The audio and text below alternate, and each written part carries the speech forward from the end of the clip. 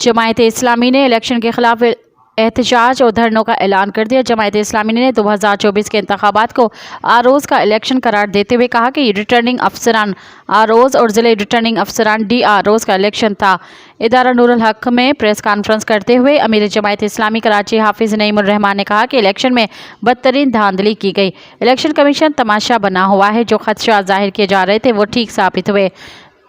बच्चे हमसे पूछ रहे हैं कि हम जमहूरी निज़ाम से क्या मिल रहा है। उनका कहना था कि शहर में तहरीक इंसाफ और जमायत इस्लामी लीड कर रही थी।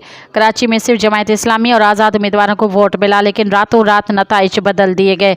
अवाम ने MQM को मुस्तरद कर दिया, फिर भी उनको जितवाया जा रहा है। मज़ीद ख़बरन ऐं तफ़सीलात लाइ विज़िट कयो असांजी वेबसाइट www.awamiNewsHD.com ऐं ॾिसंदा रहो अवामी न्यूज़ HD।